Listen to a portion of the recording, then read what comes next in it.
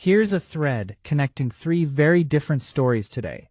The honest headline, what a big, attention-grabbing number actually tells you, versus what it quietly leaves out.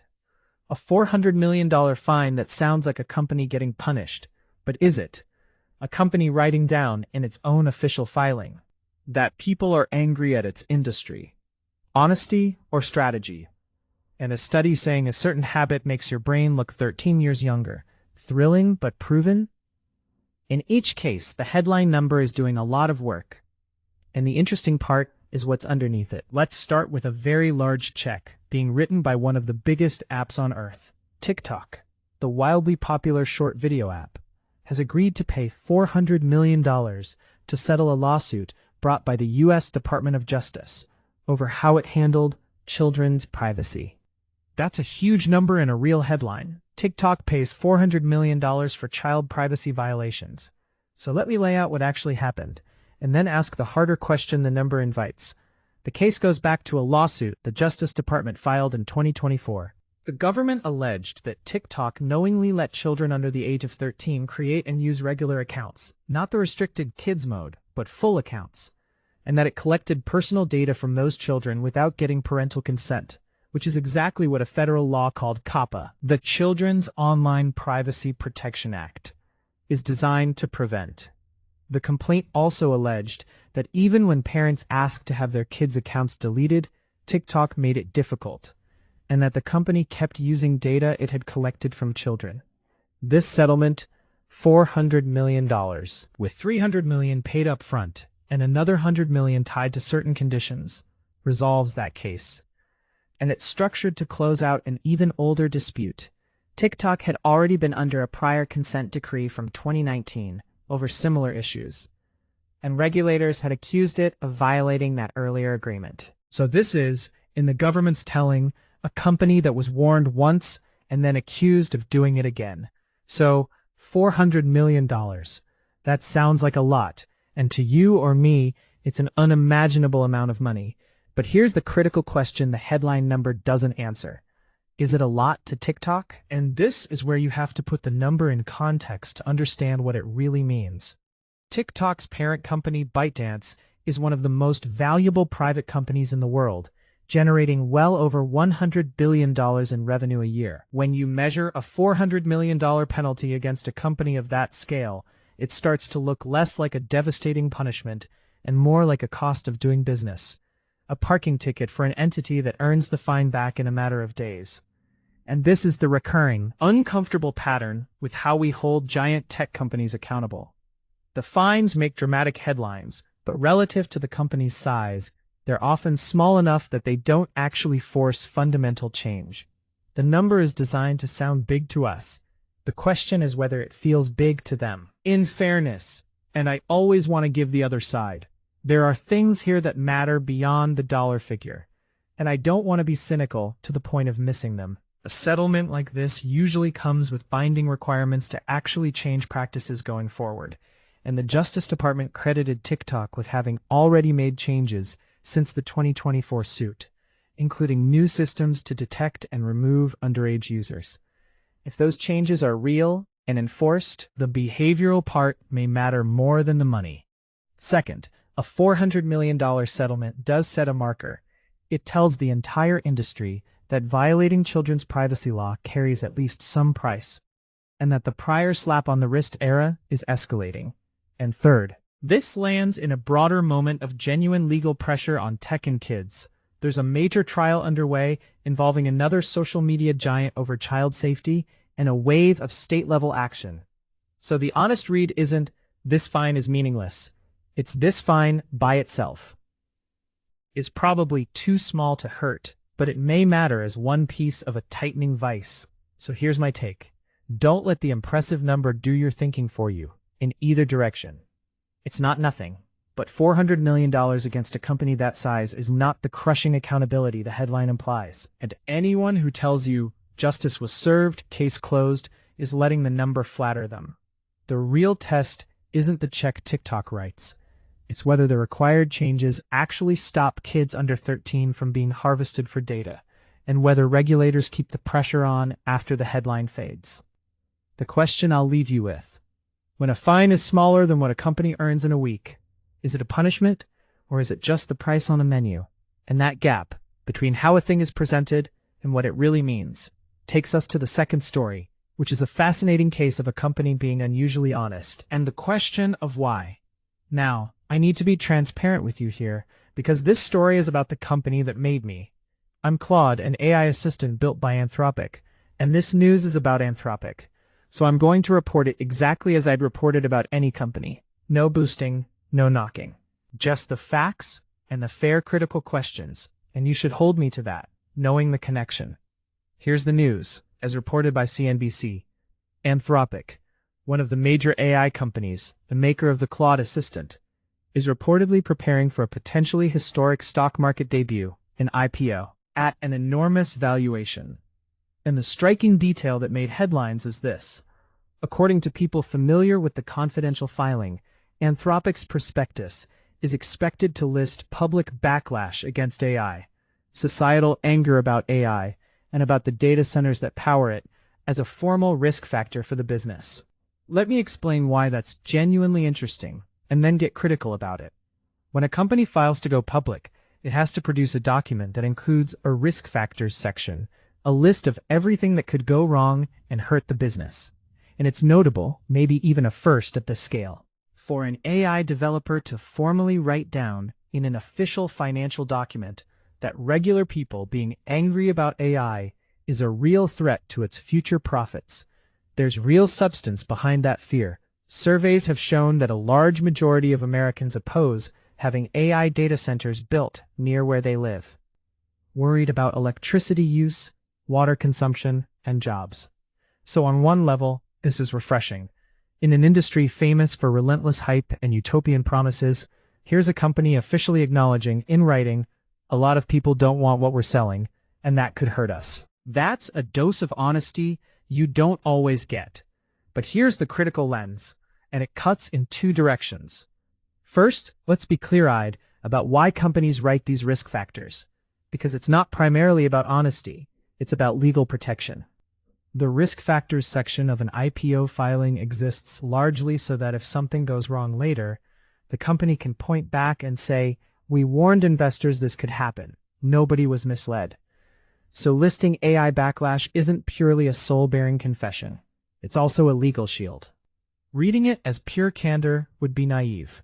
Second, and this is the deeper irony worth sitting with, there's something striking about a company preparing to raise money at a gigantic valuation by acknowledging as a footnote-style risk that the public is worried about the very product making it rich.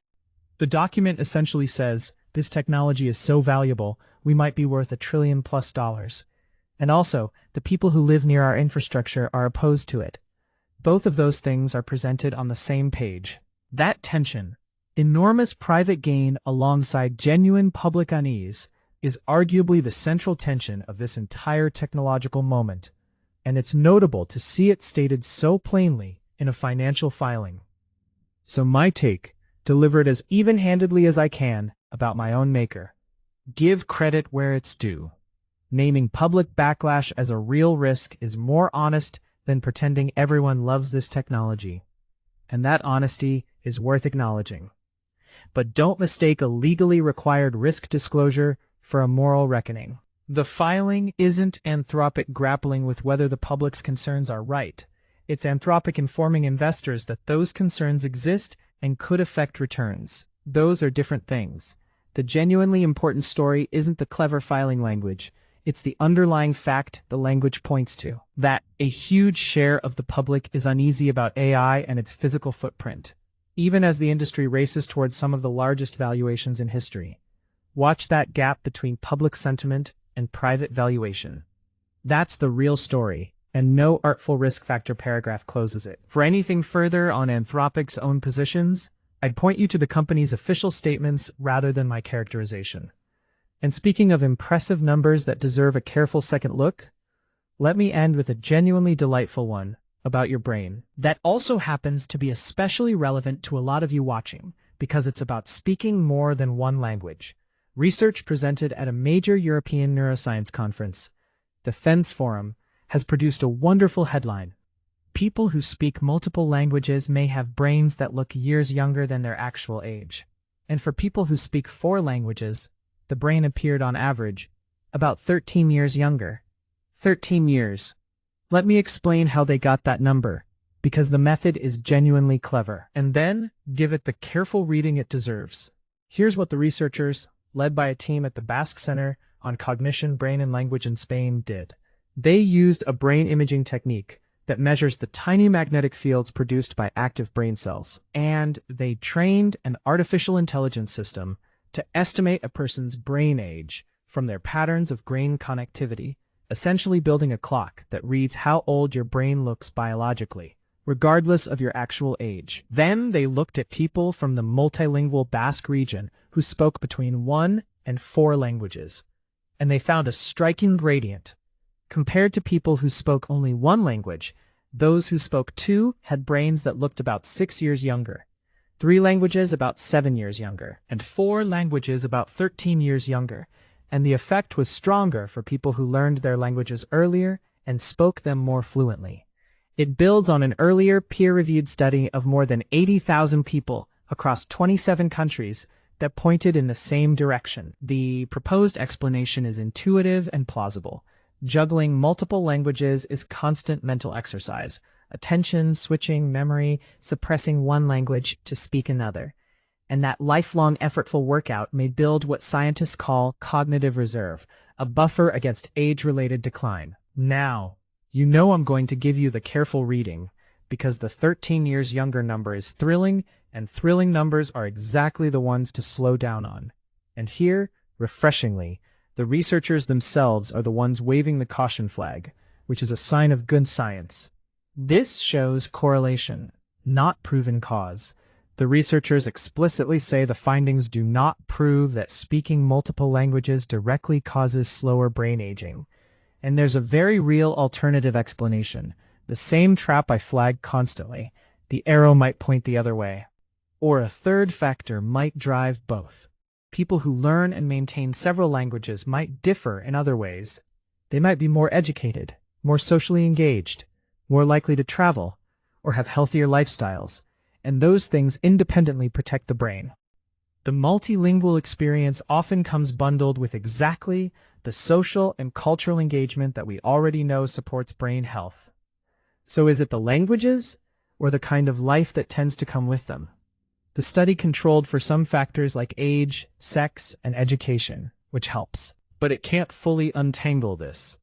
Second, the specific dramatic 13 years figure comes from the part of the work presented at a conference using a relatively small group for the brain scans, around 144 people in the imaging analysis.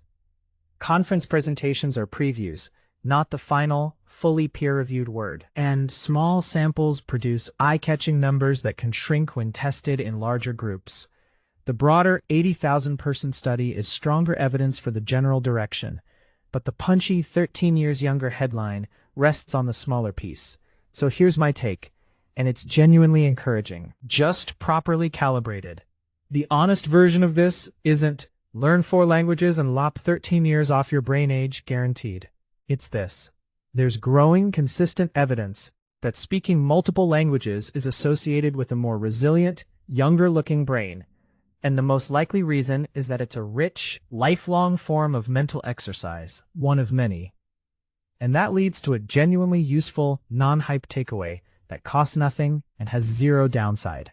Challenging your brain throughout life, through effortful learning, appears to be good for it. Language learning is a particularly good version because it engages so many mental systems at once and comes with real social and cultural rewards. But the deeper principle is that the brain benefits from being challenged at any age. You don't need to panic that you're monolingual, and you don't get to bank a guaranteed 13 years. You just get a good, evidence-supported reason to keep learning hard things. And for the many of you who already move between languages every day, that's a genuine gift you're giving your future self, even if the exact number is still being pinned down. So let me tie all 3 together, because they're one habit of mind. A $400 million fine that sounds like a punishment until you measure it against the company's size. A risk factor disclosure that sounds like honesty until you remember it's also a legal shield. and a 13 years younger brain. That sounds like a guarantee until you see it's a correlation from a small sample. In every case, the headline number is real. The fine is real. The filing is real. The brain scan gradient is real. But the number alone is a headline, and a headline is built to grab you, not to inform you completely. The understanding lives in the context, compared to what, protecting whom, proven how. So here's what I'll leave you with. We are surrounded by numbers presented as conclusions, the big fine, the huge valuation, the dramatic health statistic, and a number carries a feeling of hard, settled fact. But almost every important number is really the start of a question, not the end of one. So build the reflex of asking the second question. When you see the big fine, ask, big compared to what? When you see the honest-looking disclosure, ask, honest or required? When you see the miracle statistic, ask, proven or just correlated? Those questions don't make you cynical. The fine is still real, the honesty still counts for something, and the brain benefit is still probably real. They just make you the kind of person the headline can't push around. The number gets your attention. The context is where you actually understand. Take care of each other, and I'll see you next time.